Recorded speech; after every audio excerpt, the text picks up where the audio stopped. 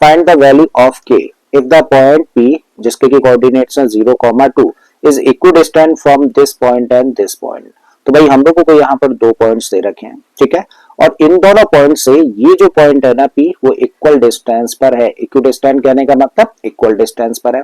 तो जो point P है ना वो इन दोनों दिए गए पॉइंट से इक्वल डिस्टेंस पर है। तो फिर बताइए K की वैल्यू क्या होगी, ठीक है। तो क्या फाइंड करना है हम लोगों को, K की वैल्यू फाइंड करनी है, जबकि हम लोगों को ये दो पॉइंट्स दे रखे हैं और इन दोनों पॉइंट से ये वाला पॉइंट इक्वल डिस्टेंस पर है, ठीक है। तो चलिए करना शुरू करते हैं।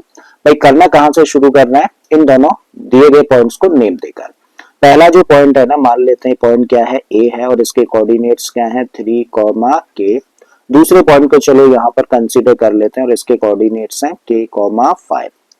P हम लोग मान लेते हैं भाई यहाँ पर कहीं है और इसके कोऑर्डिनेट्स क्वेश्चन के अकॉर्डिंग क्या है 0,2 है।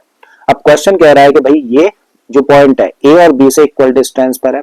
कहने का मतलब है कि भाई A और P के बीच की डिस्टेंस का मतलब AP और B और P के बीच की डिस्टेंस का मतलब हुई BP। तो इसका मतलब AP और BP दो जो लाइन सेगमेंट बनेंगे, चाहो तो लाइन सेगमेंट कह लो या फिर AP कहने का मतलब the distance between point A and P, BP कहने का मतलब the distance between point B and P, ठीक है। तो अकॉर्डिंग टू क्वेश्चन के अकॉर्डिंग हमें क्या दिया है भाई, जो पॉइंट P है उसकी डिस्टेंस A और B से इक्वल है। इसका मतलब AP is equal to what, BP, ठीक है।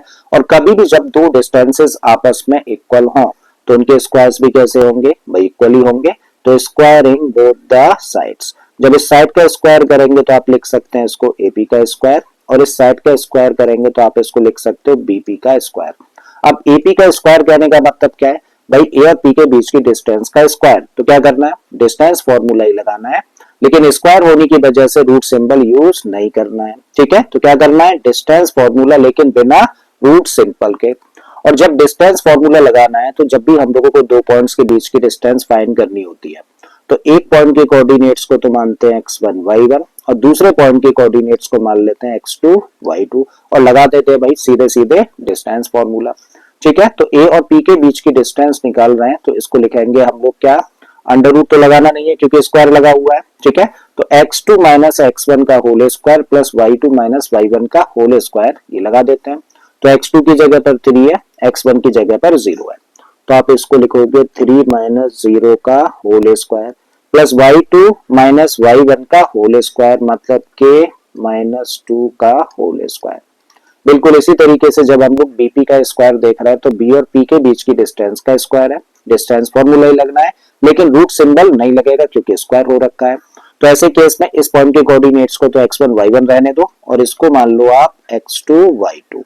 तो x2 माइनस x1 कहने का मतलब k माइनस 0 का whole square plus y2 minus y1 यानी कि 5 माइनस 2 का होल स्क्वायर, ठीक है। तो डिस्टेंस फॉर्मूला हम लोगों ने यहाँ पर यूज कर दिया। अब 3 माइनस 0 का मतलब क्या हुआ 3, तो 3 का स्क्वायर लिखेंगे, k माइनस 2 का होल स्क्वायर है तो a माइनस b के होल स्क्वायर से इसको एक्सपेंड कर देते हैं। a की जगह पर k है तो a स्क्वायर मतलब k square plus b square का मतलब 2 का स्क्वायर क्या होगा 4 होगा माइनस 2ab का मतलब माइनस का 4k बन गया।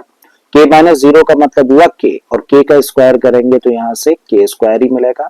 यहाँ पर आ जाइए 5 माइनस 2 का मतलब हुआ 3 तो 3 का स्क्वायर लिख देते हैं। अब इक्वल के इधर भी k स्क्वायर है और इधर भी k स्क्वायर है तो k स्क्वायर से k स्क्वायर हो गया कैंसिल। 3 का स्क्वायर करेंगे तो यहाँ से मिलेगा 9 प्लस में क्या है 4 है माइनस का 4k and this equal to इस साइड में देखें तो 3 का स्क्वायर ये भी कितना हो गया 9। इक्वल के इधर उधर सेम साइन के नंबर्स आपस में कैंसिल हो जाते हैं तो 9 से 9 कैंसिल हो गया, ठीक है। क्या करिए इस नंबर को कर दीजिए ट्रांसपोज क्योंकि फाइनली तो हम लोगों को एक ही वैल्यू चाहिए। तो आप इसको लिख सकते हैं माइनस का 4k इक्वल टू माइनस का 4, माइनस से माइनस कैंसिल हो गया, k चाहिए तो इस 4 को भी कर दो ट्रांसपोज डिवीजन में चला जाएगा। तो 4/4 का मतलब क्या हुआ 1, तो k की वैल्यू क्या निकल कर आ जाती है 1 निकल कर आ जाती है और ये हो जाता है भाई आंसर इस क्वेश्चन का।